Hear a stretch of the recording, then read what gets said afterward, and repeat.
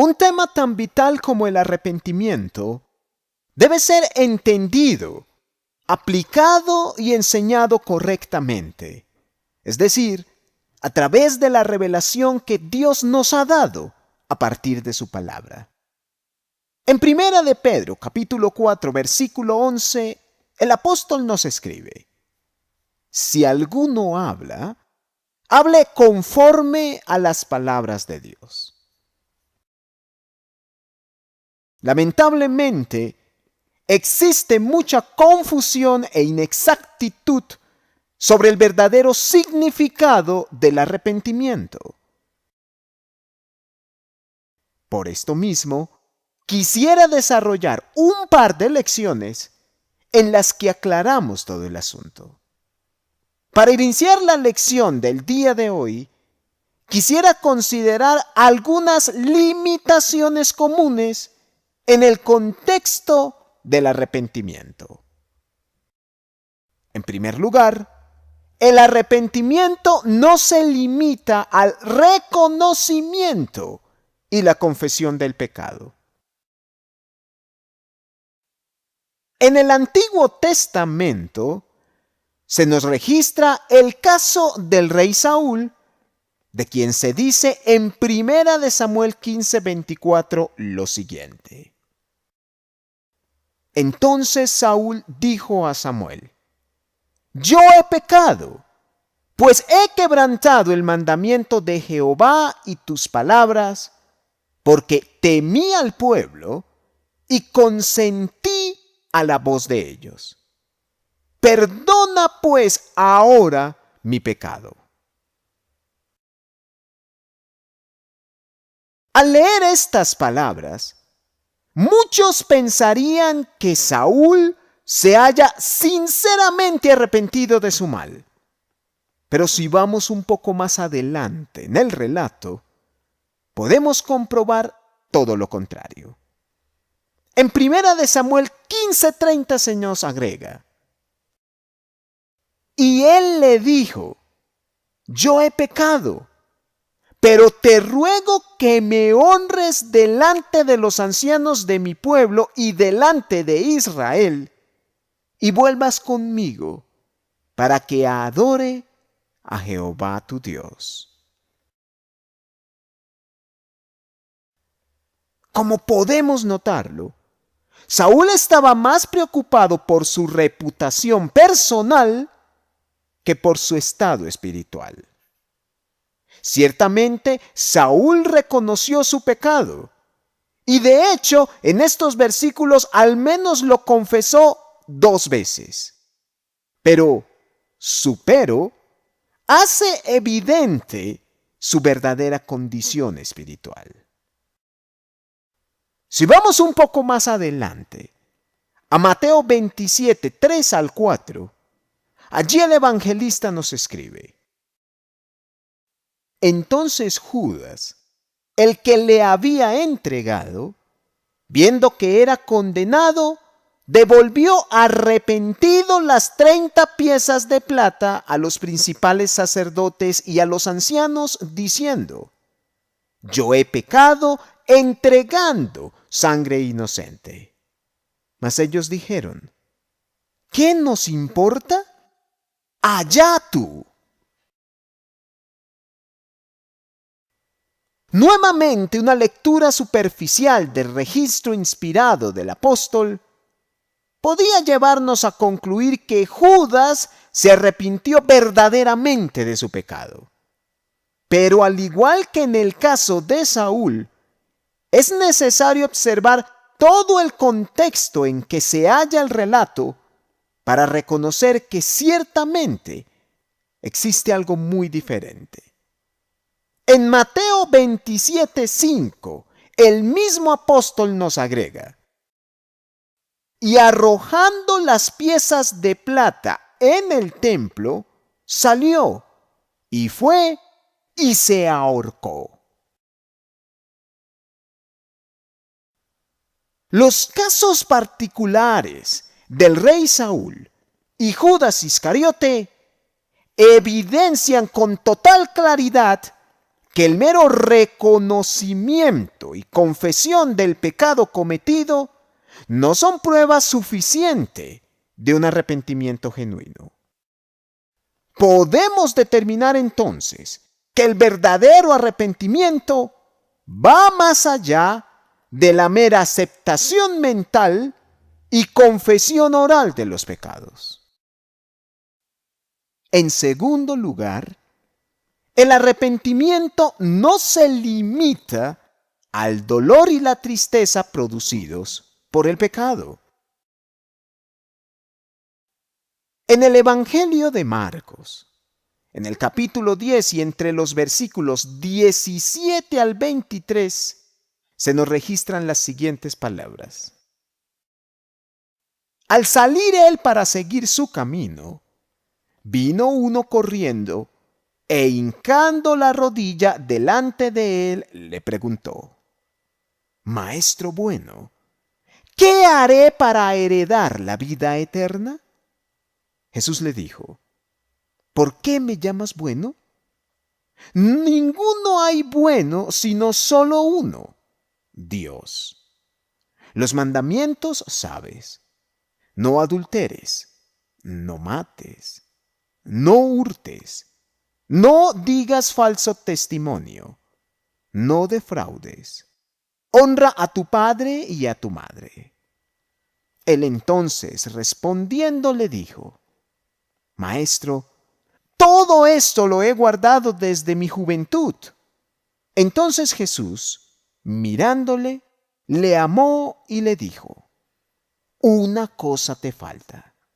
Anda, vende todo lo que tienes y dalo a los pobres, y tendrás tesoro en el cielo.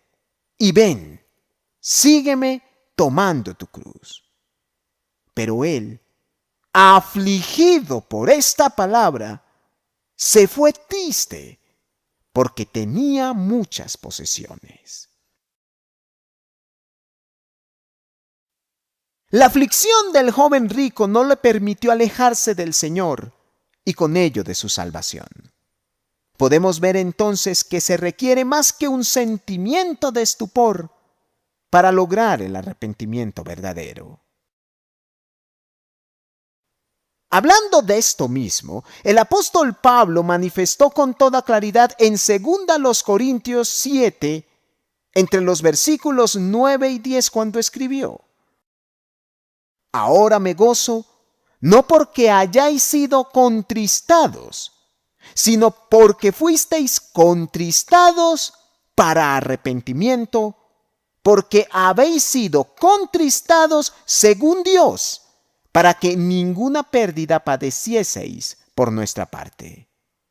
Porque la tristeza, que es según Dios, produce arrepentimiento para salvación, de que no hay que arrepentirse. Pero la tristeza del mundo produce muerte.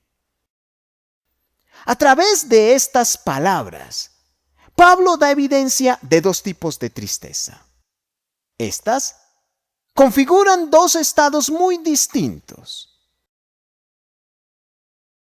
La primera es la tristeza según Dios, la cual produce salvación. La segunda, dice Pablo, es la tristeza del mundo, la cual produce muerte.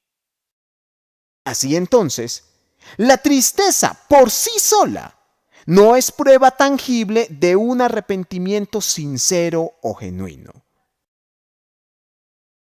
Como vimos en el caso inmediatamente anterior, el joven rico se halló triste por tener muchas posesiones, pero esto mismo no le impidió el dejarlas para seguir al Señor. Estoy muy seguro que muchos hombres estarán tristes por las terribles consecuencias de sus pecados, pero también estoy seguro que estos mismos no estarán dispuestos a dejar su mal. Podemos concluir entonces que el arrepentimiento verdadero va más allá del mero emocionalismo o el sentimentalismo personal. Finalmente, y como consecuencia del anterior, el arrepentimiento genuino no se limita a un cambio pasajero o momentáneo. En la Biblia se nos ofrece el ejemplo del faraón, quien actuaba de forma conveniente, dependiendo de las circunstancias que le rodeaban. En Éxodo, capítulo 8, versículo 8, se nos escribe: Entonces Faraón llamó a Moisés y a Aarón y les dijo: Orad a Jehová para que quite las ranas de mí y de mi pueblo, y dejaré ir a tu pueblo para que ofrezca sacrificios a Jehová. Un poco más adelante, en Éxodo 8, entre los versículos 12 y 15 se nos agrega: Entonces salieron Moisés y Aarón de la presencia de Faraón. Y clamó Moisés a Jehová tocante a las ranas que había mandado a Faraón. E hizo Jehová conforme a la palabra de Moisés, y murieron las ranas de las casas, de los cortijos y de los campos. Y las juntaron en montones, y apestaba la tierra. Pero viendo Faraón que le habían dado reposo, endureció su corazón y no los escuchó como Jehová lo había dicho. Nuevamente, en Éxodo 8:28 leemos: Dijo Faraón: Yo os dejaré ir para que ofrezcáis sacrificios a Jehová vuestro Dios en el desierto, con tal que no vayáis más lejos. Orad por mí. Pero nuevamente, si vamos más adelante en el relato, en Éxodo 8:31 y 32 se nos añade: Y Jehová hizo conforme a la palabra de Moisés, y quitó todas aquellas moscas de Faraón, de sus siervos y de su pueblo, sin que quedara una.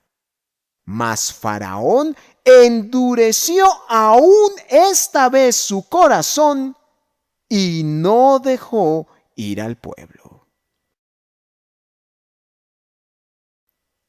El aparente cambio del faraón estuvo siempre sujeto a las circunstancias que le rodeaban.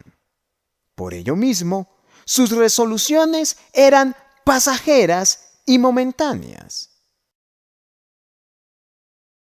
Debemos establecer que el arrepentimiento verdadero va más allá de la transformación efímera producida por las circunstancias cambiantes que en dado momento rodean a los hombres. Un verdadero arrepentimiento no se limita a la concepción mental, la confesión oral, el negativismo emocional o la transformación parcial. Pero si todas estas cosas no constituyen el arrepentimiento, preguntémonos entonces, ¿qué es el arrepentimiento?